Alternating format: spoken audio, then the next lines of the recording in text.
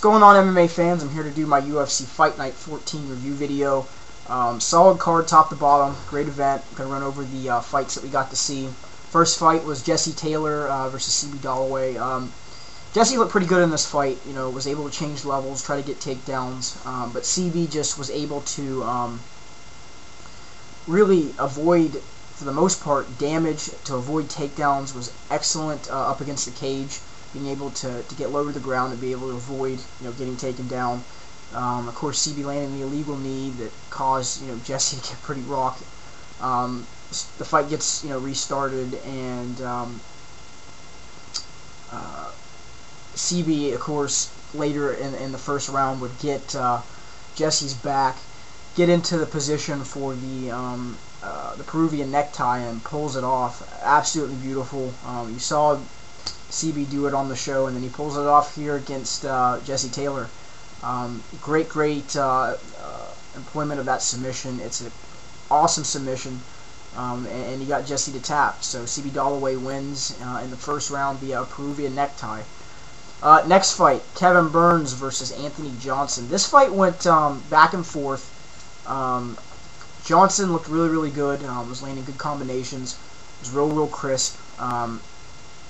Kevin was able to counter, in the first round pretty good, but then, you saw that Johnson was starting to control him. Kevin kept throwing, his jab with his left, but with his fingers pointed out, and caught Anthony several times in the eye. And I'm really surprised by the outcome of this fight. And I think the only reason that it was called the way that it was, and I'll get to that at the end of this, was because of Johnson. It almost looked like he kind of tapped, but I'm not sure, so I'd have to go back and watch this fight again. But nonetheless, Kevin did a pretty good job, employing, a good jab, other than catching Anthony in the eye. Anthony was just, controlling the combinations on the feet, and was actually getting the better of the combinations. Kevin got a couple of the better leg kicks, and a couple good, jabs, and a couple good rights, and 1-2 combos. But, Anthony, of course, taking Kevin down, getting him down convincingly each time. Even though getting him down, he didn't do anything in guard, but he still got the takedowns. But nonetheless, in the third round, Kevin throws another one of those just goofy jabs and catches Anthony cleanly in the eye pretty good. I mean, Anthony definitely wasn't faking it. I mean, he got poked. I don't even know how many times you can count it. It happened about, up to that point, I counted about 4. So this would have been the 5th one, and they gave Kevin Burns the TKO victory. I'm really surprised they didn't call it a no contest, or that they didn't,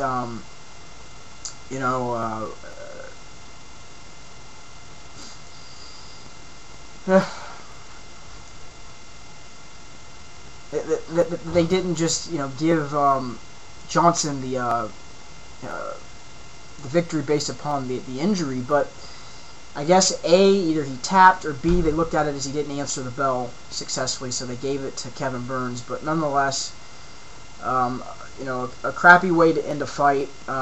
Johnson was winning this fight. Like I said, he was getting the takedowns, even though he wasn't doing anything in guard. He still, I think, controlled even the combinations on the feet and some of the leg kicks, so I think Johnson would have won this fight. Next fight, Jake O'Brien, Cain Velasquez. This fight was pretty simple to call. Velasquez, an up-and-comer in the heavyweight division, was able to control Jake O'Brien. Jake O'Brien tried to get him down several times.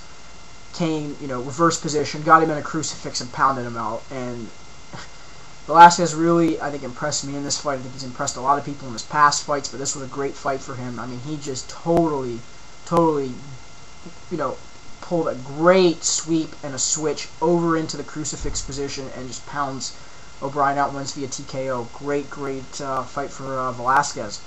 Next fight, Frankie Edgar, Hermes Franca. This fight was pretty textbook for Frankie Edgar, and I think textbook for Hermes Franca against wrestlers. And really, that's what I look at when I pick this fight, is that Hermes has got is susceptible to takedowns and is very easy to take down. And Frankie Edgar proved it in this fight. Had a great game plan, used good combinations on the feet, and then transitioned into takedowns, worked inside a guard, threw more shots. You know, Edgar had him in a couple, or excuse me, Franca had him in a couple bad positions. Almost had him in an armbar and switched almost to an omoplata. And then Edgar, you know, rolled out and postured out of it. But Edgar controlled this fight. The only part of this fight where it looked like Edgar was in trouble was in the third round where he got cracked with that knee. But otherwise, you know, Edgar had more takedowns, was more dominant, you know, inside guard with shots. And he wins this fight via unanimous decision. Great fight for Frankie Edgar. Really, he would be great at 145. He's a smaller 155er, but he just, you know, proves in this fight that he can still hang with guys at 155. But the minute he starts getting up against guys like Shirk, you know, and bigger guys in that division, I think he's going to run into problems. But great fight for Frankie Edgar. He looked awesome in this fight. Next fight, Reese Andy, Brandon Vera. Brandon Vera was the stronger guy.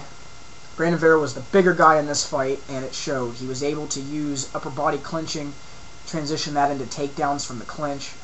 You know, he was throwing excellent leg kicks, good combinations, and he outworked Andy in this fight. And this fight ends up going to a unanimous decision for Brandon Vera. I mean, he outstruck Reese Andy. He had more takedowns, transitioned well in the clinch, looked excellent in the clinch, threw good knees, good leg kicks, good shots.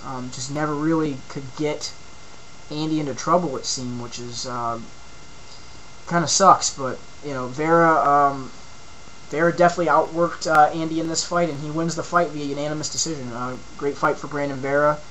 He looks to be kind of at his own in 205. He's a bigger guy, and you know he's going to be the bigger guy to most guys in this division. So look forward to seeing more things from him at 205. All right, next fight, the main event: James Irvin, Anderson Silva.